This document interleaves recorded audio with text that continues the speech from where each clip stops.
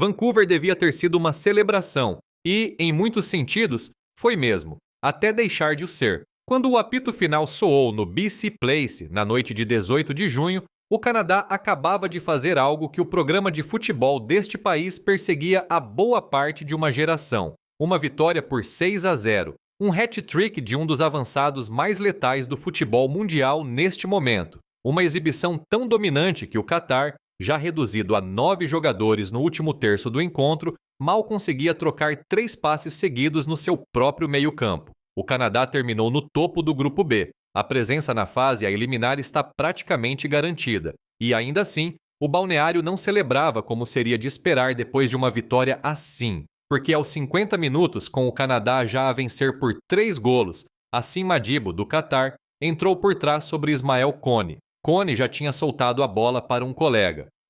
O contacto chegou tarde, sem qualquer disputa real, e atingiu a parte inferior da perna com uma força que fez os jogadores das duas equipas ficarem imóveis antes mesmo de se olharem. Do banco canadiano, segundo o selecionador Jesse Marsh, não era preciso ver a repetição para perceber o que tinha acabado de acontecer. Os ossos partiram-se com um som suficientemente forte para que todas as pessoas naquela linha lateral o ouvissem. O próprio Marsh disse-o de forma direta na conferência de imprensa após o jogo, sem rodeios, sem suavizar por diplomacia. Ouviu-se, disse ele, mesmo à nossa frente. Todos ouvimos. Um membro da equipa técnica do Canadá descreveu o que estava a ver em 5 palavras. As pernas dele pendiam. Não era uma metáfora, não era um exagero emocional. Era a descrição clínica e imediata de um profissional que olhava para uma fratura na parte inferior da perna de um jogador de 24 anos no meio do Mundial em casa do seu país.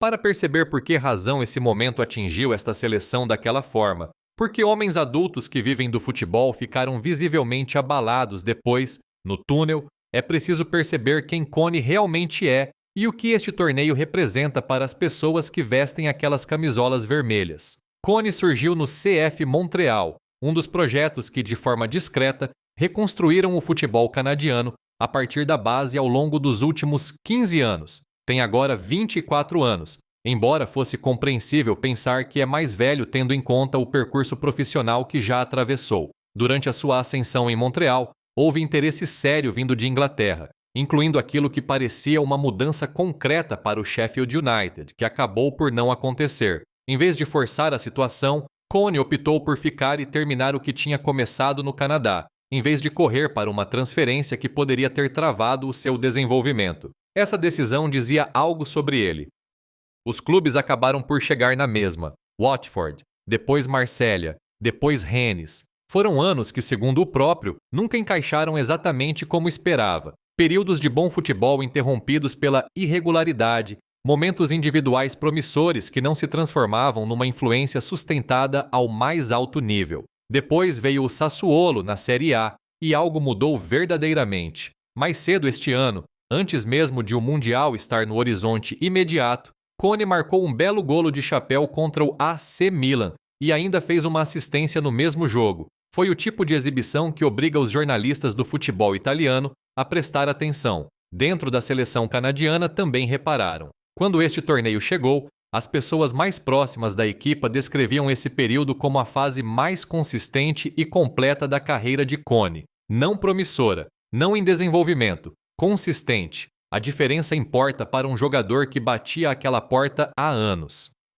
Há também uma história específica entre Kone e Marsh que dá mais peso ao que aconteceu em Vancouver. Em setembro passado, durante um particular contra a Romênia, Marsh tirou Kone do jogo quando o Canadá estava a vencer. Kone não escondeu a frustração. Voltou na direção de Marsh junto à linha lateral. Um dos guarda-redes suplentes teve de o conter fisicamente para impedir que a conversa continuasse. Foi o tipo de momento que, noutro ambiente e com outro treinador, poderia ter complicado de forma permanente o futuro internacional de um jogador. Mas os dois falaram depois sobre o episódio com uma frontalidade que sugeria que nenhum deles queria deixar aquilo definir fosse o que fosse. Kone falou publicamente sobre o quanto significava para ele vestir aquela camisola. Não da forma vazia e ensaiada que os jogadores às vezes usam quando estão a gerir uma polêmica, mas com a precisão de alguém que realmente o sente. Marsh seguiu em frente.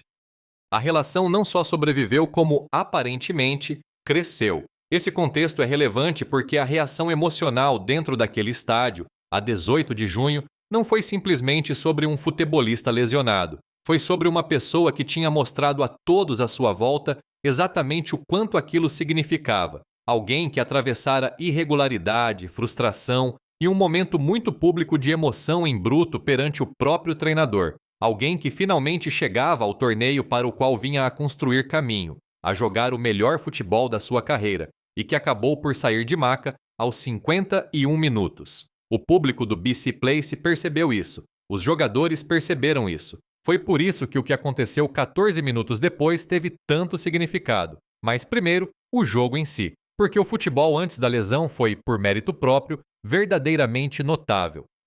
O primeiro golo do Canadá surgiu por Liam Millar, um momento de qualidade individual que marcou cedo o tom e deixou claro ao Catar que não seria o tipo de jogo em que a compostura defensiva conseguiria segurar as coisas por muito tempo. Jonathan David acrescentou o segundo e depois o terceiro antes do intervalo, completando um hat-trick na primeira parte que o coloca numa companhia histórica muito específica. Tornou-se o primeiro jogador da América do Norte a marcar um hat-trick num Mundial desde que Bert Patenaude o fez pelos Estados Unidos na primeira edição do torneio, em 1930. Tornou-se também o primeiro jogador da Série A a marcar 3 golos num só jogo de Mundial desde 1998. Agora joga na Juventus. E durante 90 minutos em Vancouver pareceu o ponta de lança mais completo de todo este torneio. A disciplina do Catar também desabou na primeira parte.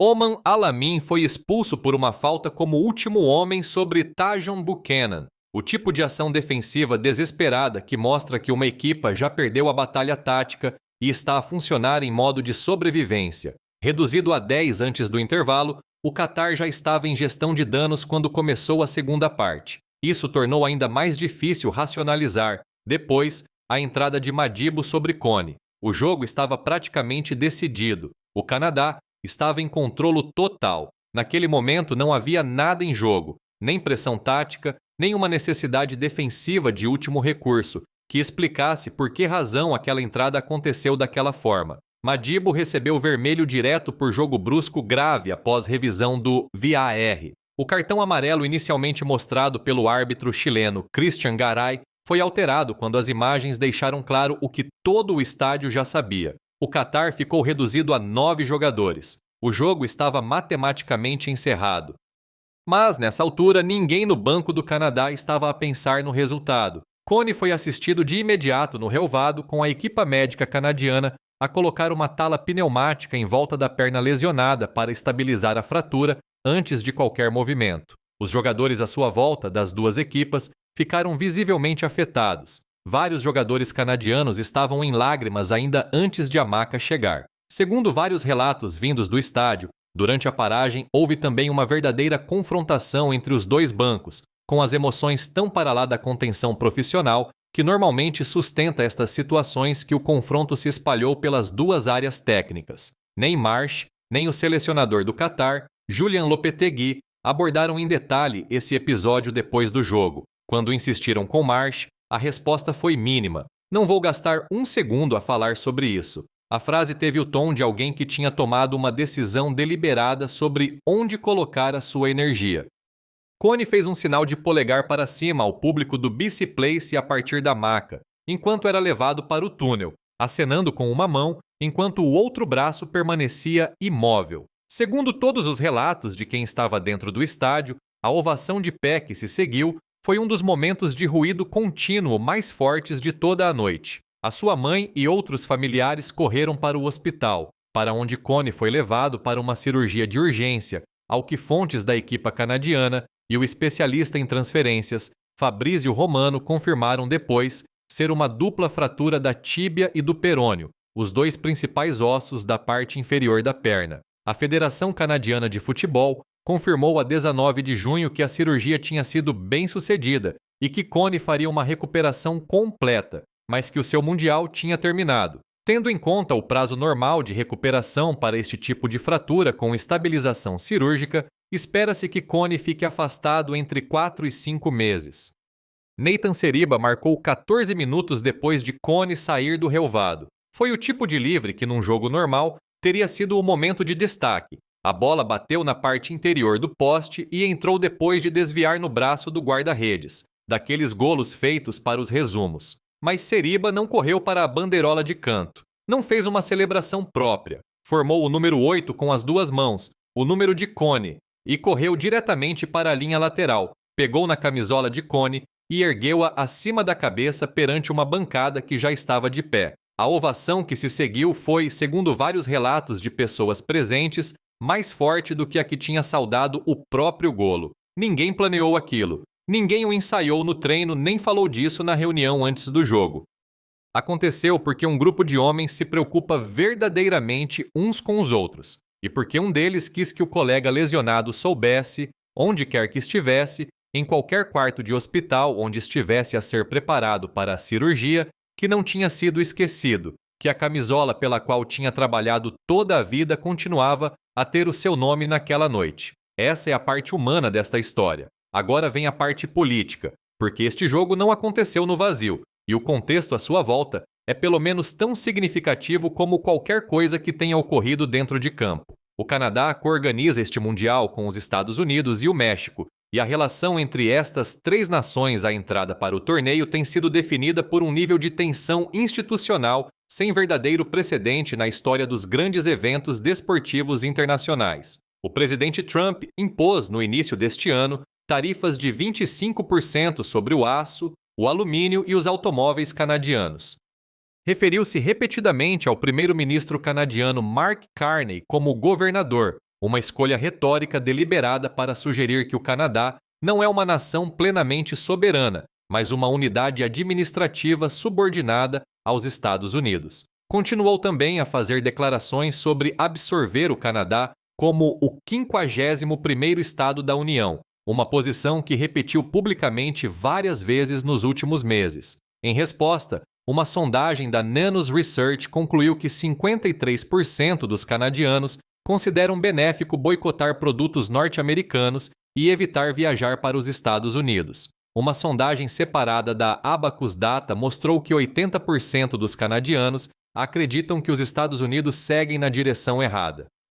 Estes números refletem uma mudança historicamente significativa no sentimento público canadiano em relação aos Estados Unidos. Não uma queda temporária de simpatia, mas um realinhamento amplo e sustentado na forma como os canadianos se relacionam com o vizinho do Sul. Nesse contexto, aquilo que o Canadá está a fazer num campo de futebol neste verão ganhou um significado que vai muito além do desporto. Este é um país a ser agressivamente pressionado, política e economicamente, pelo seu parceiro de organização, um país cuja soberania é abertamente questionada pelo chefe de Estado desse parceiro. E, ao mesmo tempo, o Canadá está a receber o seu primeiro Mundial masculino, a jogar perante estádios esgotados em Toronto e Vancouver e a ganhar, de forma convincente, com alegria e com uma espécie de orgulho coletivo que não se fabrica em campanhas de marketing. Quando Seriba ergueu aquela camisola no BC Place, não estava apenas a homenagear um colega.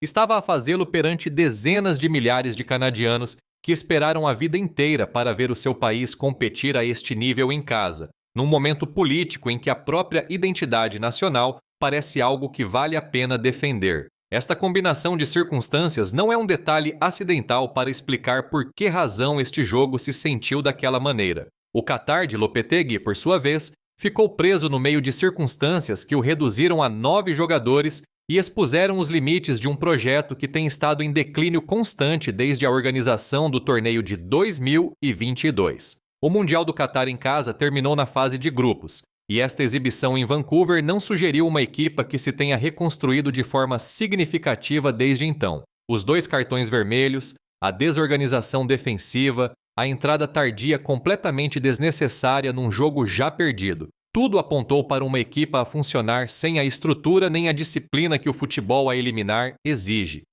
A confrontação pós-jogo no relvado, treinadores e jogadores dos 2 bancos envolvidos naquilo que vários repórteres descreveram como uma altercação acesa que foi além de uma simples troca verbal, tornou-se uma história própria depois do apito final. Marsh abordou um aspecto específico, A reação do Banco do Catar à expulsão de Madibo. Disse que não conseguia mesmo compreender por que razão um banco inteiro tentaria argumentar que um cartão vermelho estava errado quando o que acabara de acontecer era uma falta que tinha partido a perna de um jogador diante de todos. É um ponto preciso e corta muito do ruído em torno da confrontação. A decisão não foi duvidosa, as consequências eram visíveis e graves. Do ponto de vista de Marsh, as discussões sobre o cartão pareceram a resposta errada a um momento que exigia outro tipo de reconhecimento.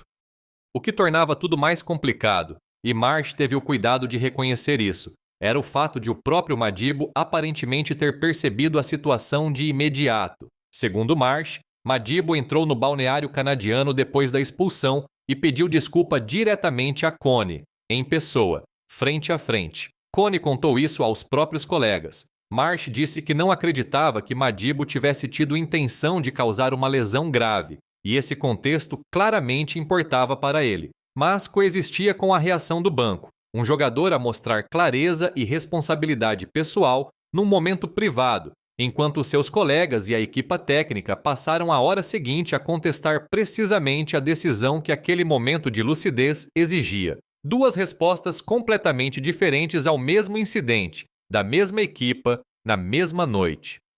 Marsh comparou depois o que aconteceu a Connie com a lesão sofrida por Tajon Buchanan durante uma sessão de treino em 2024, que também o afastou durante um período prolongado. A palavra usada por Marsh para descrever o estado emocional da equipa foi abalada. Não procurou uma expressão mais forte, mas também não precisava. Um balneário abalado sabe o que isso significa, e quem está lá dentro conhece a diferença entre o abalo que desorganiza uma equipa e o abalo que a une. Pelo que aconteceu na segunda parte, o livre, a homenagem, os 6 golos, o nível exibicional que nunca baixou depois de Connie ser retirado, parece ter sido o segundo caso. No tema das lesões e do que elas significaram para esta geração canadiana, há também Alphonso Davies, o capitão da equipa e provavelmente o futebolista canadiano mais reconhecível do mundo neste momento.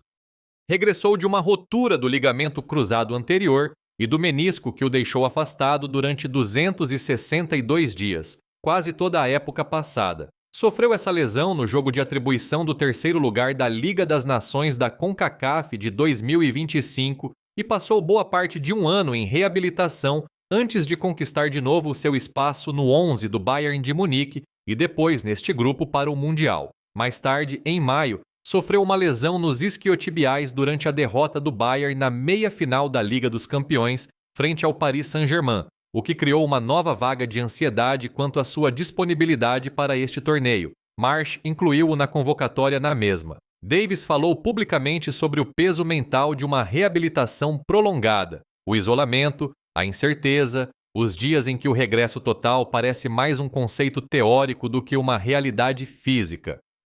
Para uma equipa que viu seu jogador mais importante atravessar essa experiência, ver Connie cair em Vancouver teve um peso específico que quem está fora do grupo talvez não consiga sentir por completo. O que vem a seguir é uma questão de futebol e algo maior do que isso. O último jogo do Canadá na fase de grupos é contra a Suíça, a 24 de junho no BC Place, novamente em Vancouver, novamente perante um público da casa que mostrou nos 2 primeiros jogos que compreende exatamente o significado deste momento. A Suíça terminou em segundo lugar no seu grupo em 2022 e é uma equipa europeia bem organizada, tecnicamente disciplinada, que não vai oferecer nada ao Canadá. Mas o Canadá chega a esse jogo como líder do grupo, com uma diferença de golos que seria invejada por quase qualquer equipa neste torneio. Jonathan David, que está agora entre os melhores marcadores de todo o Mundial, vive a melhor forma da carreira.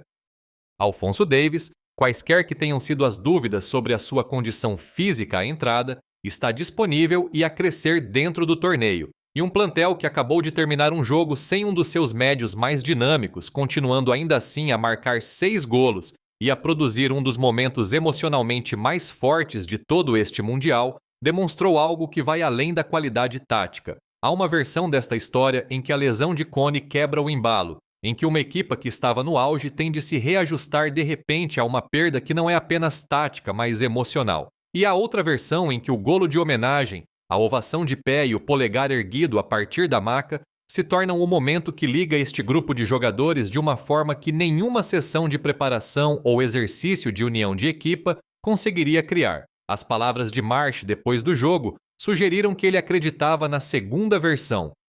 Disse que a sua equipa estava orgulhosa daquilo que é, não apenas do que tinha feito em campo. Essa formulação, orgulhosos daquilo que somos, tem mais peso do que uma frase feita de pós-jogo. Descreve uma equipa que foi testada de formas que vão além dos 90 minutos e que decidiu o que quer ser em resposta. Para um programa canadiano que passou a maior parte da sua história fora destas conversas, a terminar fases de grupos antes de existirem rondas a eliminar, sem nunca vencer um jogo de mundial na era moderna até 18 de junho em Vancouver. A questão da identidade não é abstrata. Estes jogadores cresceram a ver outros países serem aqueles que chegavam às meias finais e às finais. Viram à distância a gravidade emocional desses torneios. Agora, estão no centro de tudo, a carregar a bandeira de um país que atravessa um dos momentos políticos mais complicados da sua história recente e a fazê-lo com uma qualidade e um caráter que surpreenderam até as pessoas que mais acreditavam neles.